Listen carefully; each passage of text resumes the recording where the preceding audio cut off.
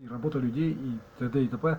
Короче, то есть получается, что это как бы не бесплатно, это как бы, то есть как бы, то есть либо донатят так, что это все окупается, еще и прибыль остается, скорее всего, иначе зачем все это затевали. Либо, да, понимаю, да, да, понимаю, да. Либо ожидается, что будет прибыль, да. Либо моральный ущерб только лишь, да, понимаю, да, да, да. Ну вот это, да, народ, да.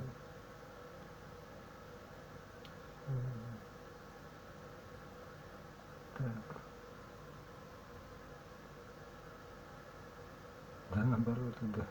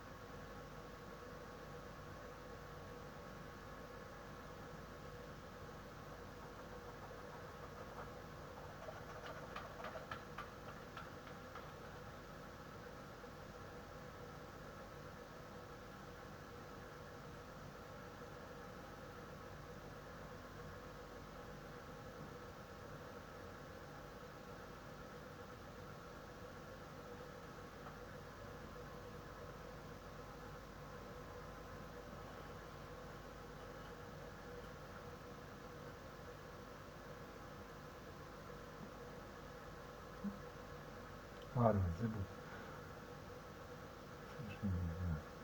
Получается, что что? Что чего?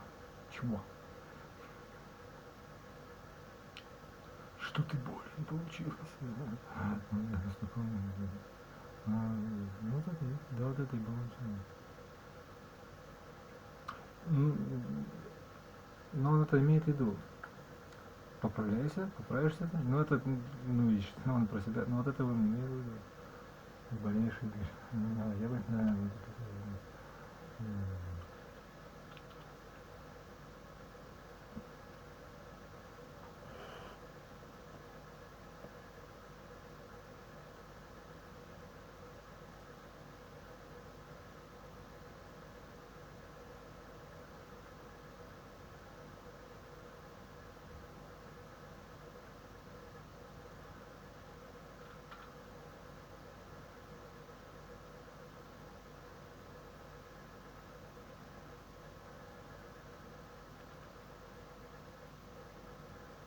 это как так?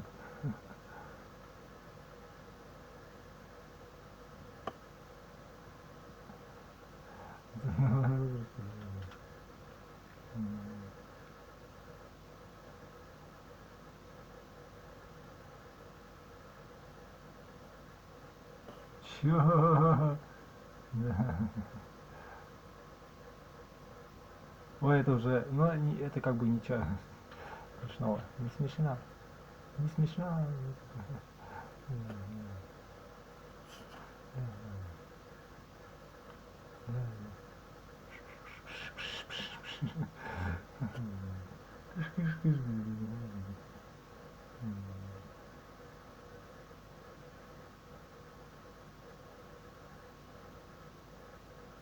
А там, если что, мешать. Мешать надо было мне, все. Так что понял, что... Ну вот это...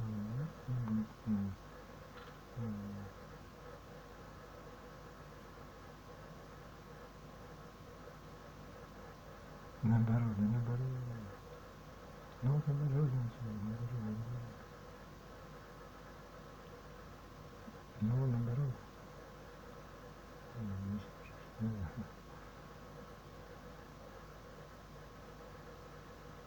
Ну да.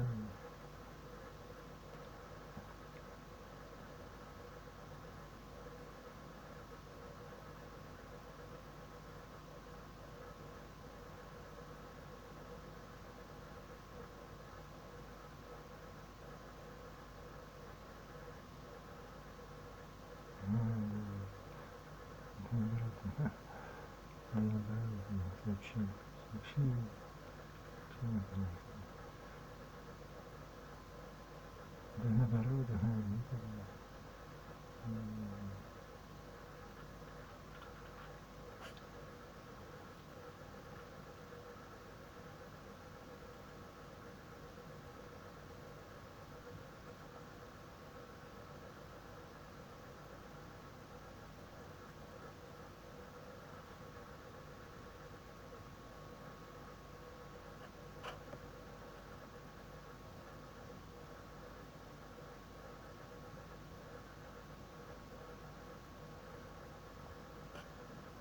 А кто что боится? Чё, в чем проблема-то? Кто сказал, что я один? Ну, а про это и говорю. Ну,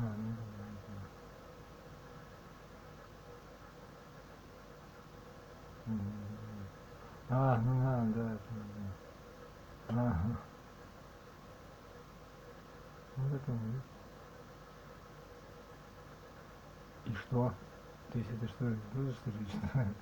Но она себе так думает, что распнут и все, я распнут, типа, ага, по этой думаю.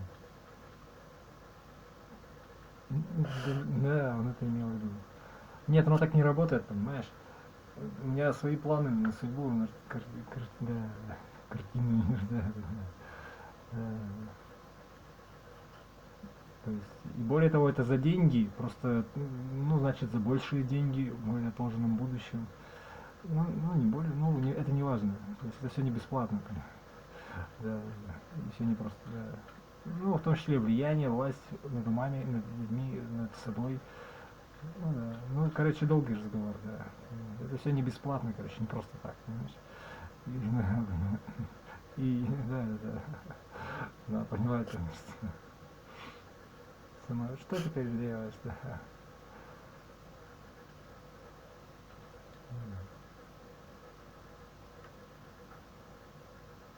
Или кого тут перетащить, да, еще не перетащить. Ну,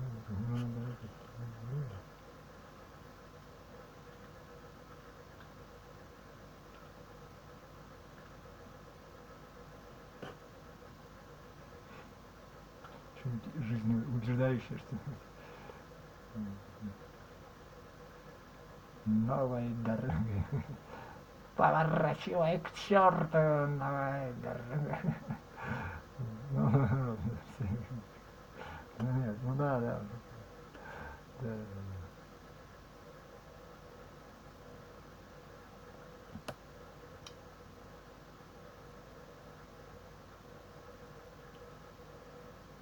рюрикатор.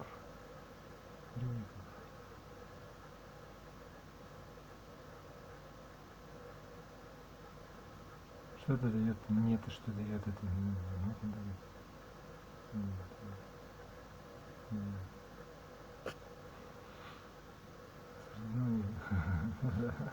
ну, да, да, все моя охота. Ну, что ты уж. Да, да, да, вот это есть.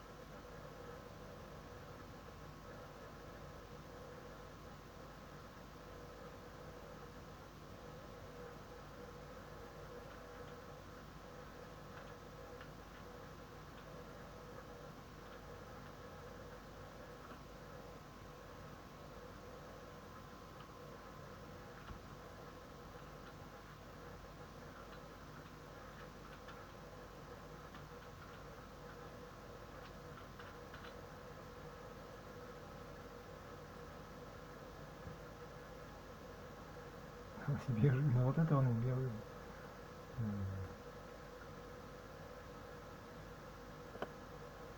Вот это и был он самый, да. Мы живем.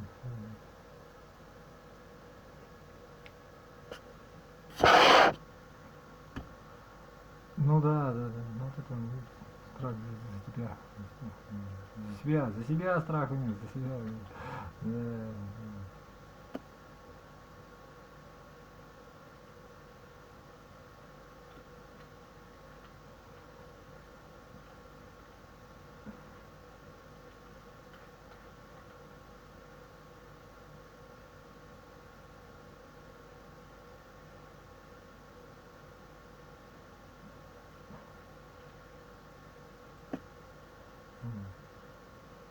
Hold it notes. Hold. Hold. Так, ну ладно, хоть еще что-нибудь. Ну вот это у меня сальтала. Ну это ну нихуя. Ну да.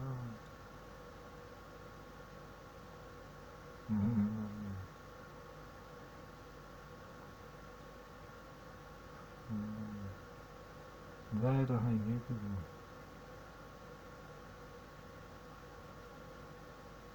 А в чем ваш, что, собственно, в чем суть вопроса-то? Вот это и было баня. Ладно, тихо. Там еда у меня уже ждет все.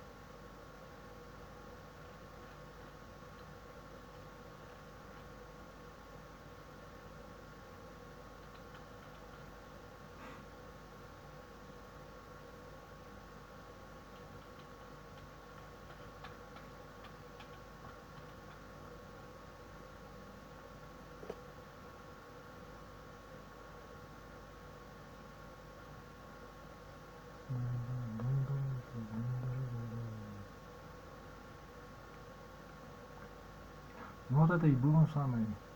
Ну наоборот, да нет. Ну вот это и есть он самый. Вот напиши себе сразу, да. Ну это и есть он. Да, видео пиши. Ага. Ну вот это.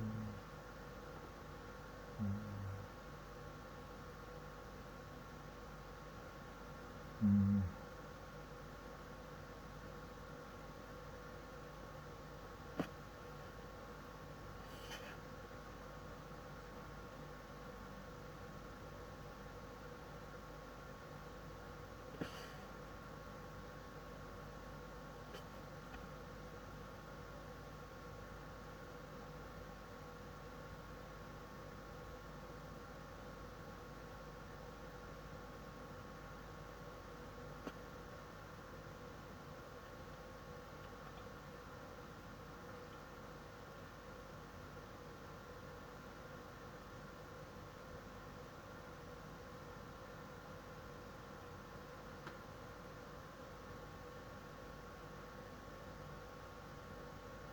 Наоборот, да.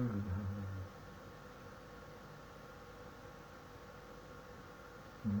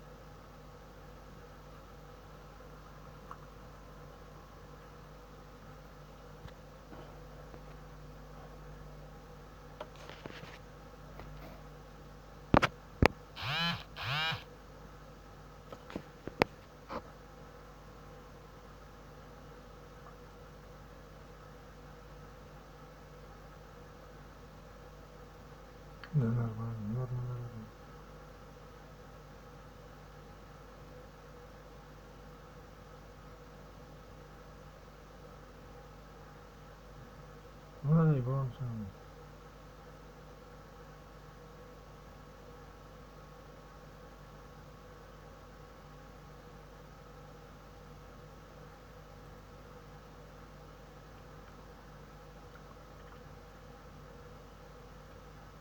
О,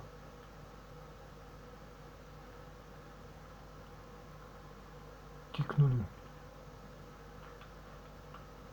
Что-то там $5, что ли? Что-то,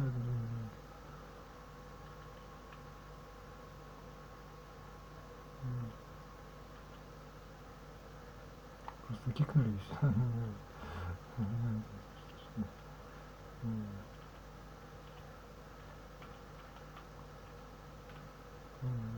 Да, это наоборот, да, нет, да. Да.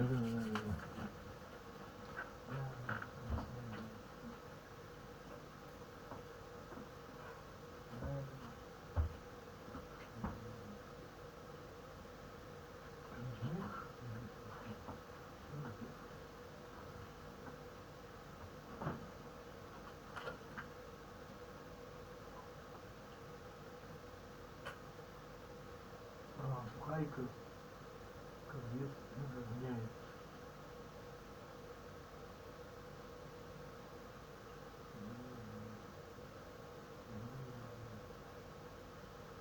Наоборот.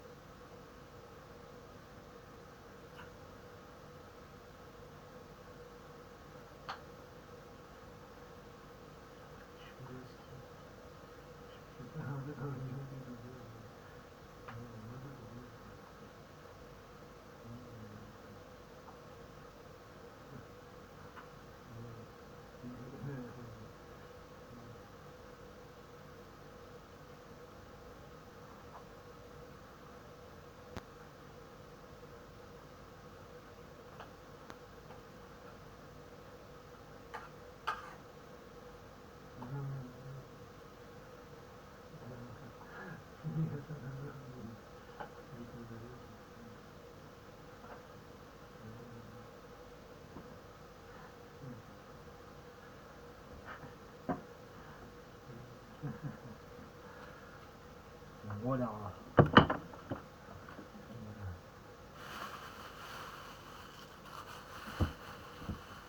Boulard, Boulard.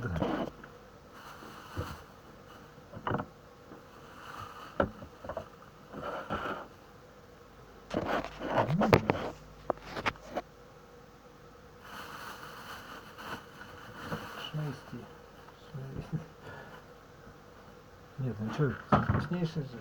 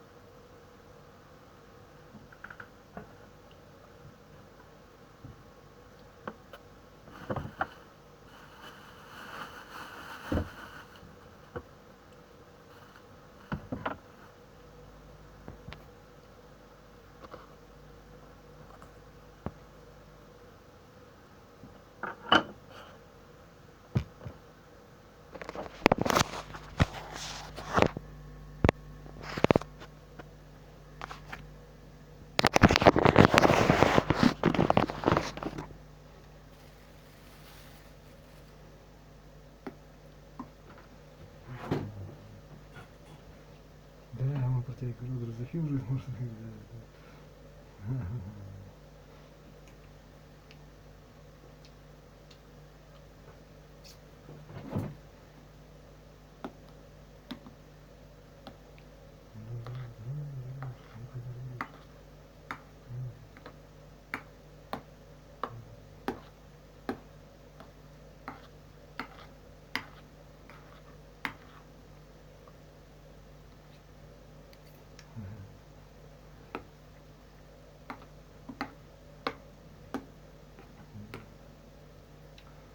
Ладно, и что я тут хотел?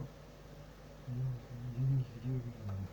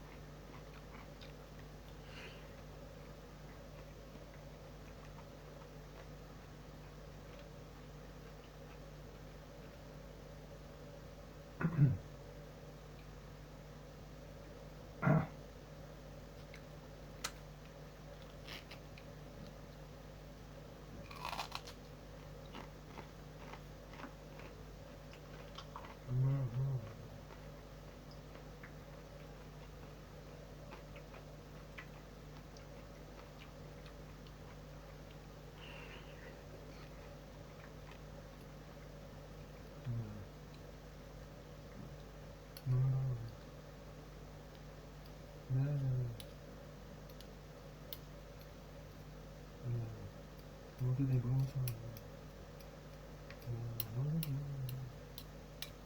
Вот это и бесит.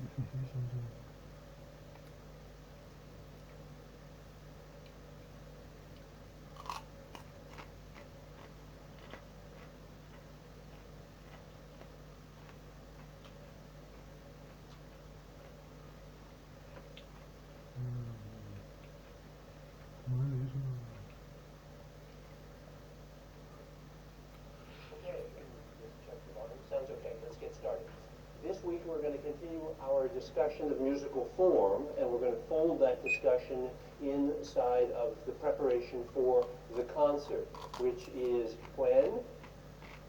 Saturday, and it is where? Patel Chapel, should be on the sheet there, and it's at 8 p.m. And we're going to have the Saybrook Orchestra perform for us. Today we're going to talk about theme and variations and one of the pieces that's on that concert. And then on Thursday we're going to have the conductor and several of the soloists come in and talk to us about the difficulties of this particular concert and sort of get us alerted to the sort of thing that we should be on the lookout for as reviewers. We will be continuing with this, of course, in sections.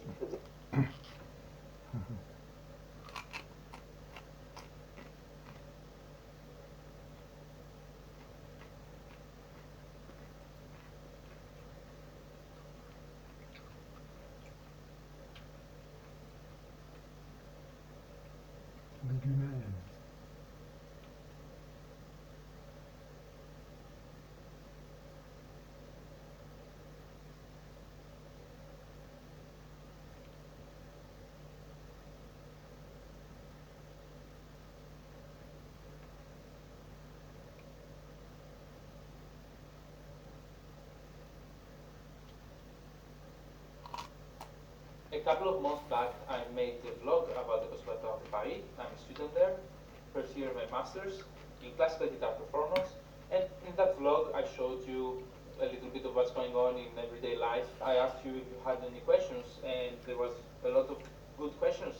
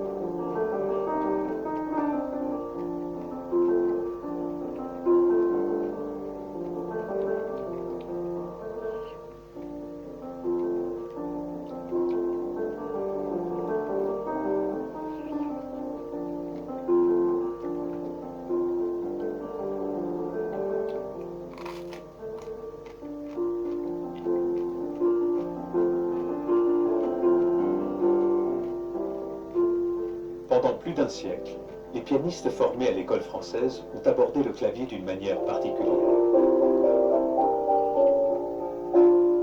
Il y a des mains grandes, il y a des petits, il y a des virets, il y en a des souples.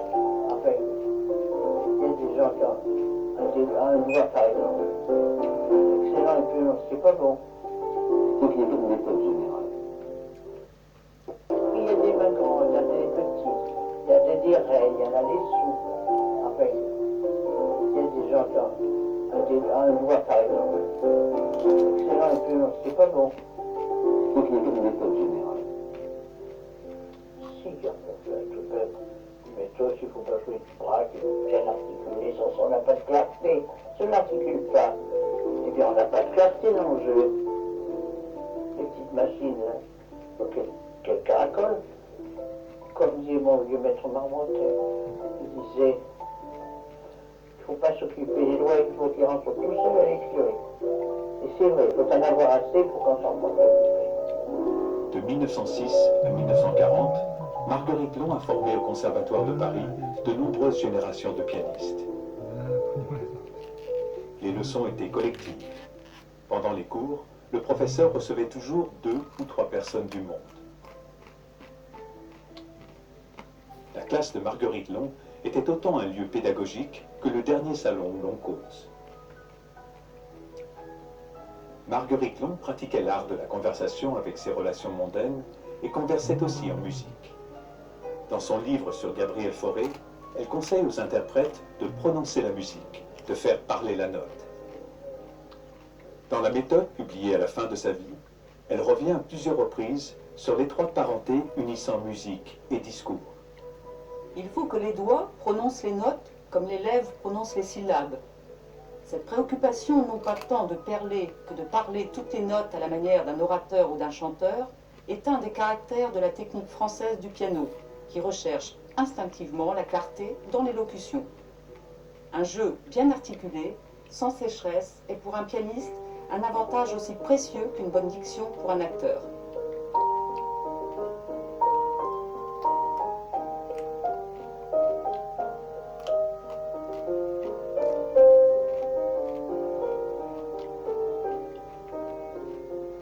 Jouer perlé, c'est jouer les notes comme on enfile les perles d'un collier. Les séparer sans les hacher, les articuler avec subtilité.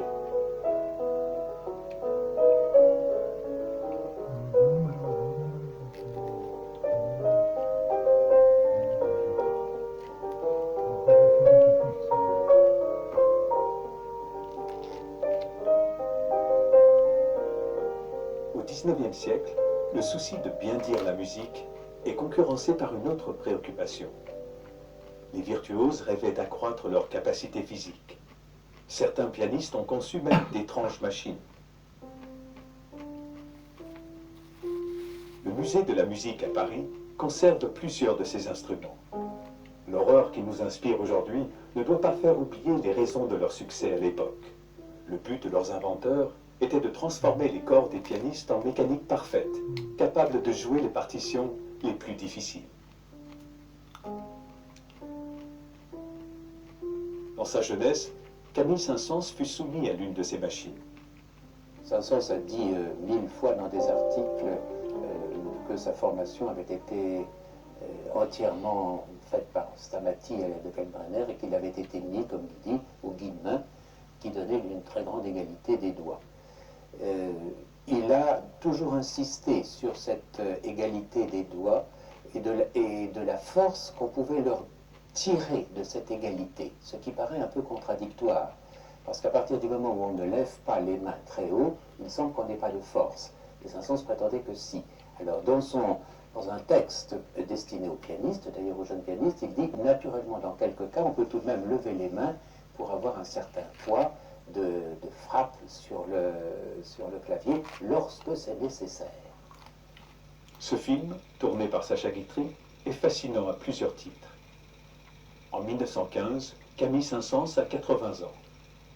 Il avait été formé dans les années 1840 par des musiciens nés au XVIIIe siècle, autrement dit par des clavecinistes convertis au pianoforte.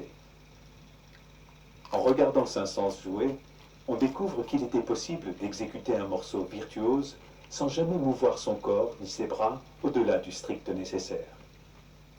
J'ai eu la chance de pouvoir approcher que plusieurs personnes qui avaient encore Un morceau virtuose, Saint-Saëns, claveciniste converti au pianoforte. En regardant Saint-Saëns jouer, on découvre qu'il était possible d'exécuter un morceau virtuose sans jamais mouvoir son corps ni ses bras au-delà du strict nécessaire. J'ai eu la chance de pouvoir approcher que plusieurs personnes qui avaient encore assisté à des concerts de Saint-Saëns, évidemment, les derniers concerts, le public ayant à l'époque 20 ans. Et Rogel m'a expliqué que c'était une apparition un peu saisissante de voir Saint-Saëns. Il n'était pas très grand, comme vous savez. En vieillissant, il était devenu tout d'un peu de nom. Il faisait, soyons honnêtes, un peu petit poids à tabac. Et il disait, il avait l'air de glisser sur des patins sur la salle. Il arrivait au piano, il s'asseyait, il attendait le début de l'orchestre, et puis quand le son entrait, c'était net, clair, précis, on ne le voyait pas bouger.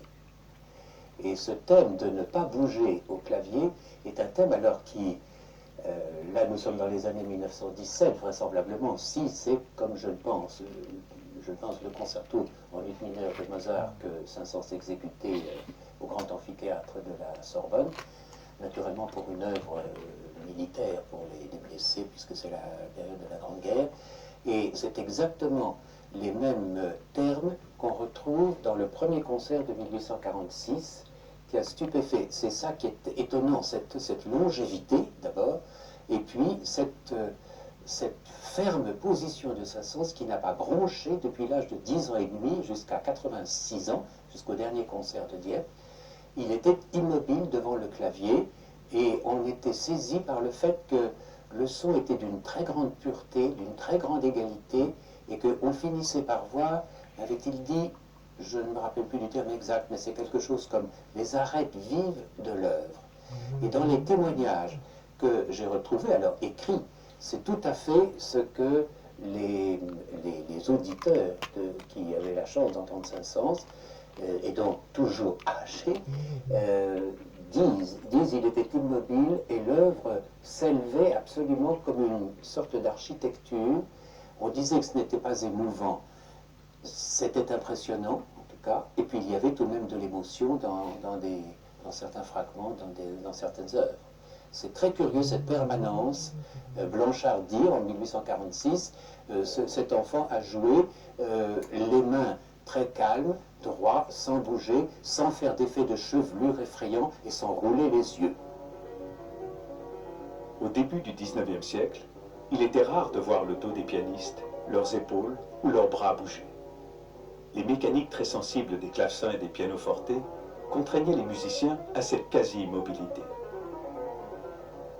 Depuis l'invention du pianoforte vers 1700 par Bartolomé Cristofori à Florence, jusqu'à nos jours, le piano n'a cessé d'évoluer. Au XVIIIe siècle, on trouvait des pianofortes carrés ou des pianofortes en forme de clavecin, équipés de plusieurs pédales, notamment, qui actionnaient plusieurs jeux, et de plusieurs types de mécanique, mécanique à 5 pilotes, double pilote, mécanique à échaînement simple ou mécanique allemande. L'une des caractéristiques était la garniture des marteaux, qui pouvait varier.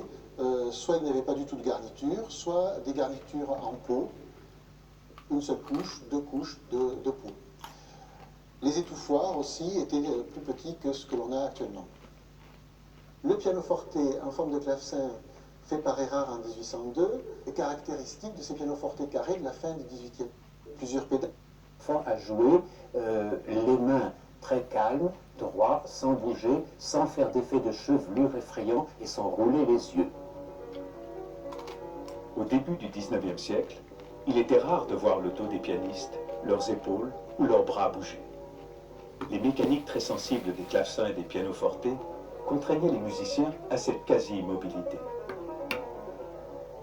Depuis l'invention du pianoforte vers 1700 par Bartolomé Cristofori à Florence, jusqu'à nos jours, le piano n'a cessé d'évoluer.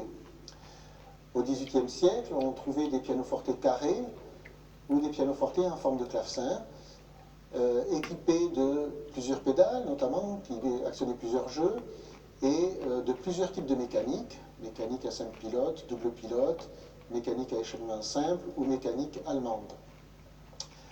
L'une des caractéristiques était la garniture des marteaux qui pouvait varier, soit il n'y avait pas du tout de garniture, soit des garnitures en peau, une seule couche, deux couches de peau. Les étouffoirs aussi étaient plus petits que ce que l'on a actuellement. Le pianoforte en forme de clavecin fait par Erard en 1802 est caractéristique de ces pianofortes carrés de la fin du XVIIIe siècle et du début du XIXe siècle. Il porte une mécanique à double pilote et possède 4 pédales correspondant à 4 jeux distincts.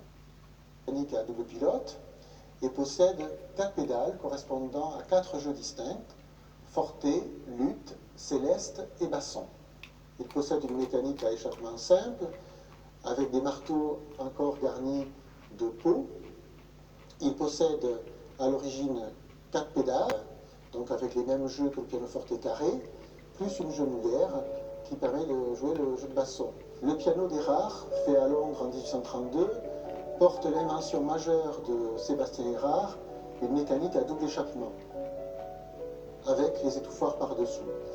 Cette mécanique, contrairement aux autres instruments précédents, porte des garnitures en feutre, invention faite par Jean-Henri Pape en 1826. Le piano construit à Paris par Ignace Pleyel en 1839 est tout à fait caractéristique de l'évolution des pianos au cours du XIXe siècle. De pianos en forme de clavecin, avec des structures relativement légères, on arrive à un instrument muni de renforts métalliques avec une mécanique plus lourde. Cette évolution, évidemment, est due au progrès de la métallurgie, notamment au niveau des cordes. Les facteurs vont pouvoir utiliser des cordes de plus en plus épaisses, résistant à des tensions beaucoup plus importantes. Ну просто так вот, как бы, Le fait de получается mettre des отсюда следствие такое, да? То есть, ну да, да, он про это и говорит. Не, я ничего не навязываюсь, я просто так это... Ну, получается так и... Иначе никак, понимаете? Я просто больной, там, жадный, жалкий человек, я не хочу свое время тратить никуда лишнее, то есть, кроме того, что... Пусть даже я его тупо трачу, как бы, ограничил себя в чем-то, да? И тем более деньги, и деньги тоже тратить не хочу на что-то, что как бы, ну просто фиг знает на что. Даже на тренажерку и так далее. Да, понял, да. На лишние какие-то ресурсы, которые, ну да. Ну как, если так все будут поступать, то есть те, кто делают эти ресурсы, они переквалифицируются и что-нибудь будут делать, да. То есть, под нужно, да. Ну смотри, кушать ты не перестанешь все равно, потому что у тебя рот есть, и по-любому, то есть, ну, то есть это потребность, которая все равно по-любому нужна.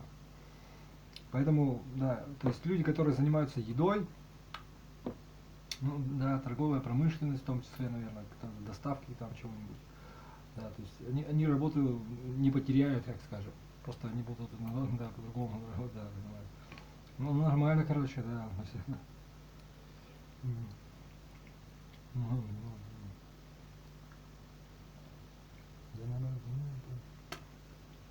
А, это что ли? Ну ладно, да, то есть...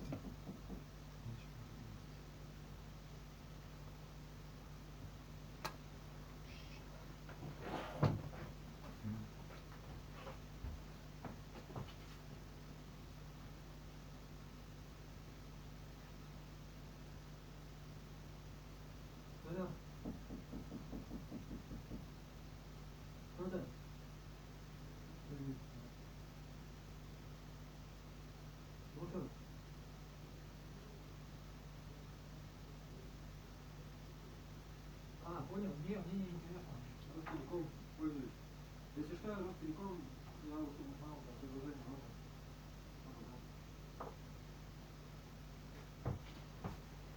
Ну да.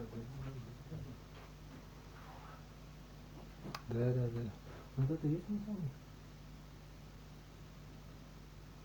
Ну да. Вот это прикольно.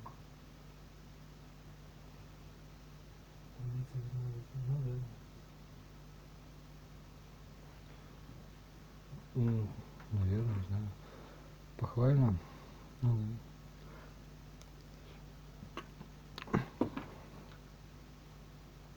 Так же всегда и бывает. Ты что-то делаешь, потом такой понимаешь, блин, это тупо, не КПДшно. Если вот это не сделать, то есть много вариантов. Да, и следующий шаг делаешь, следующий.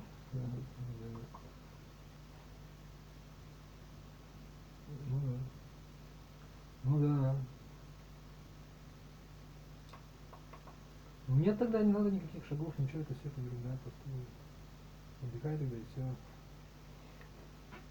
Точно поумнеешь тогда, да. То есть, я понимаю.